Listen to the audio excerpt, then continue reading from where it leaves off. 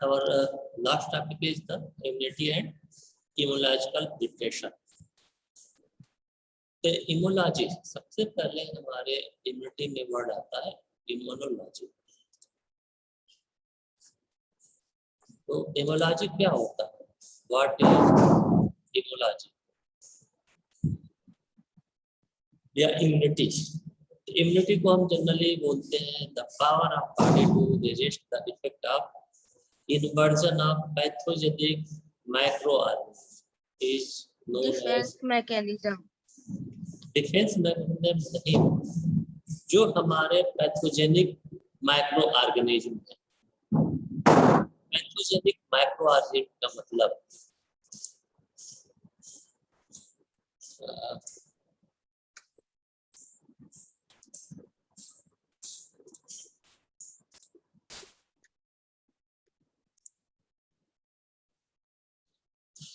immunity is the power of body to resist the effect of inversion of pathogenic microorganisms is known as immunity. Basically होता क्या है कि जब basis थोड़ा zoom कर दीजिएगा। हेलो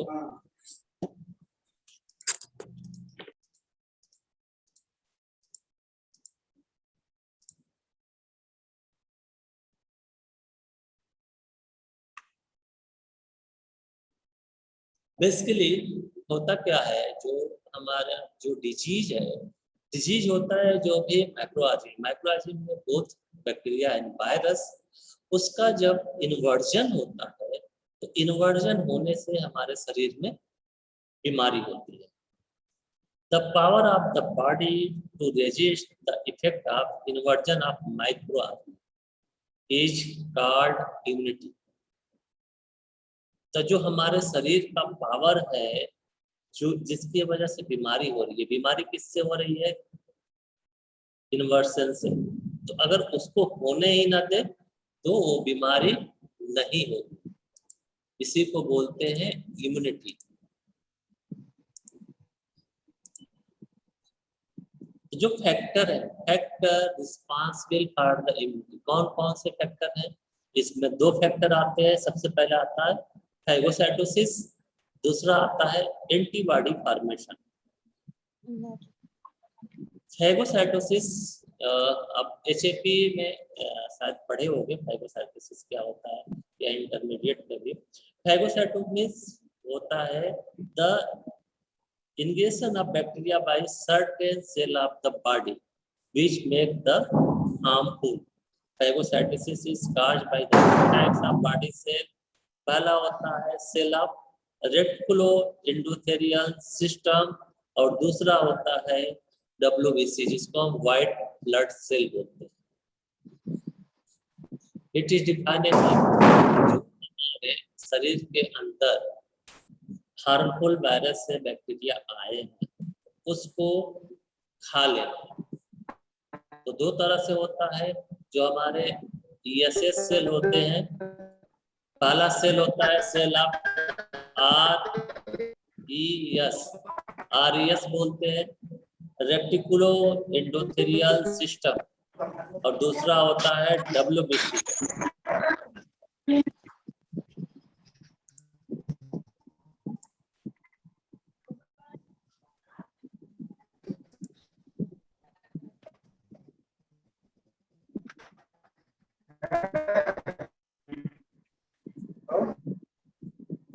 जिसका जिसका वीडियो ऑन नहीं है खुद ही बाहर निकल जाए। वीडियो ऑन करने के लिए बोला जाता है, वीडियो ऑन नहीं होता है। ऑडियो म्यूट करने के लिए बोला जाएगा तो ऑडियो ऑन होगा। एक बार का बोला नहीं समझ में आता है।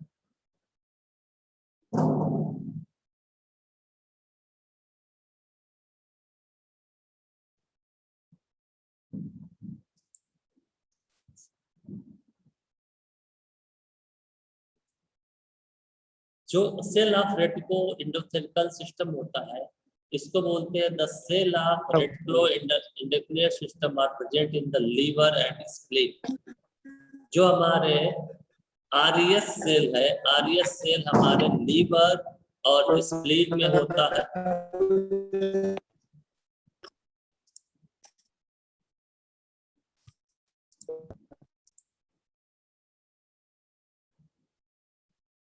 जो हमारा सेल ऑफ आरियस है, सेल ऑफ आरियस में सबसे पहले आता है हमारा स्प्लीन और लीवर। तो जो भी माइक्रो ऑर्गेनिज्म आते हैं उस माइक्रो ऑर्गेनिज्म को स्प्लीन या से लीवर उसको मार देता है या खा के खत्म कर देता है। इसी को बोलते हैं लिम्फोटिक सिस्टम का पार्ट होता है। दूसरा होता है WBC। WBC हम बोलते हैं व्हाइट ब्लड कॉर्पस। तो WBC help the destruction of bacteria. जो भी हमारे WBC होते हैं हमारे शरीर के अंदर उसको डिस्ट्रक्ट करने में हेल्प करते हैं।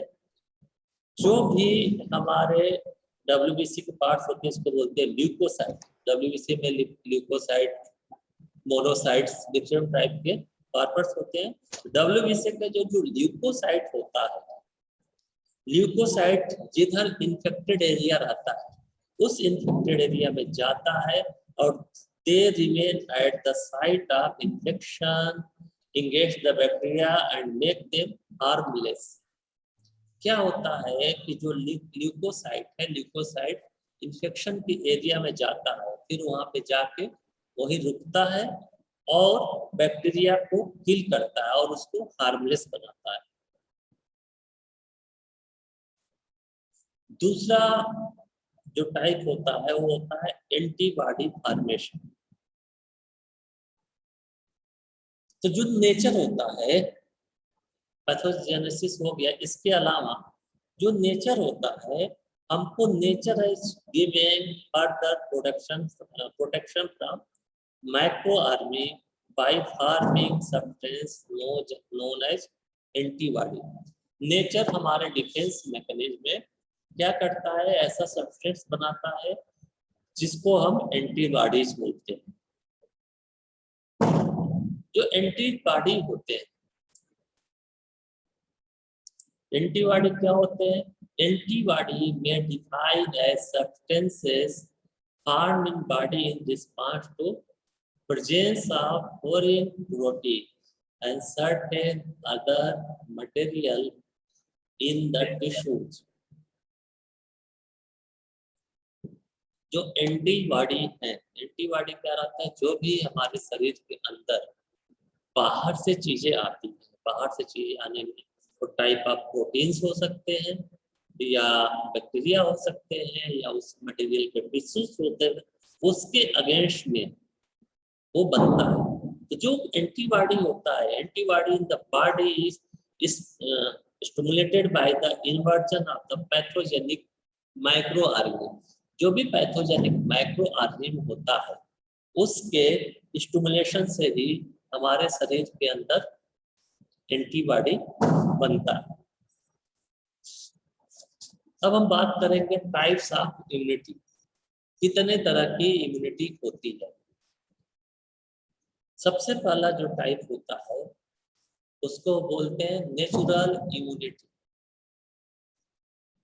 नेचुरल इम्यूनिटी में हमारा होता है, जिसको हम गॉड गिफ्टेड वर्ड यूज करते हैं।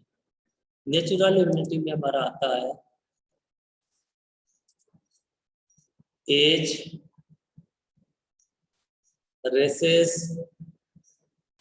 स्पेसीज और इंडिविजुअल। ये चार चीजों पे हमारी नेचुरल इम्यूनिटी होती है। सबसे पहले अगर हम एज की बात करें,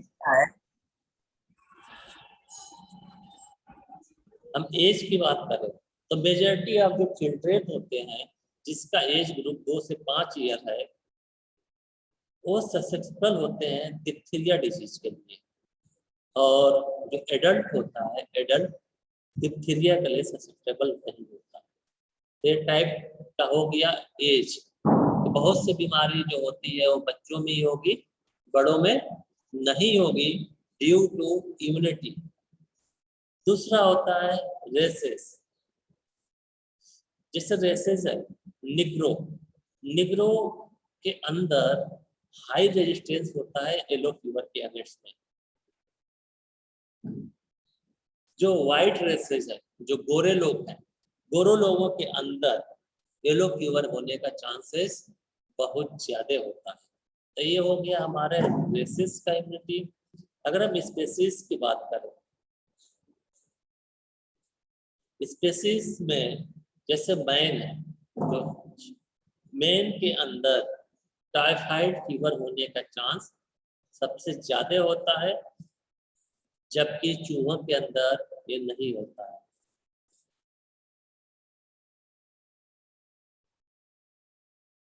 ऐसे प्लेग है, तो डिफरेंट बीमारियां डिफरेंट स्पेसीज में नहीं होती। इसके बाद होता है इंडिविजुअल।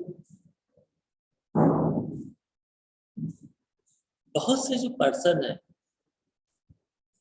उनके अंदर स्किन डिजीज की इम्यूनिटी ज्यादा होती है, कोल्ड की जो कफ एंड कोल्ड है, सर्दी जुकाम जिसको बोलते हैं, उसकी इम्यूनिटी ज्यादा रहती है। तो ये इंडिविजुअल इम्यूनिटी होती है, तो इसको हम बोलते हैं नेचुरल इम्यूनिटी।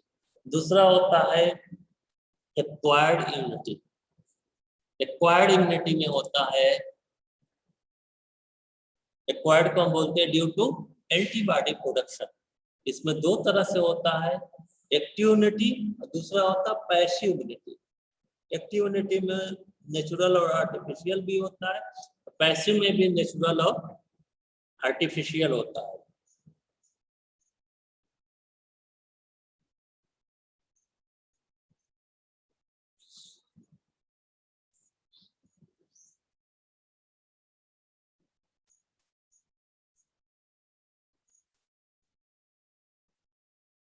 एक्टिव इम्यूनिटी की बात करें एक्वायर्ड में, तो active immunity the body takes a active part in the formation of antibody to develop resistance against disease.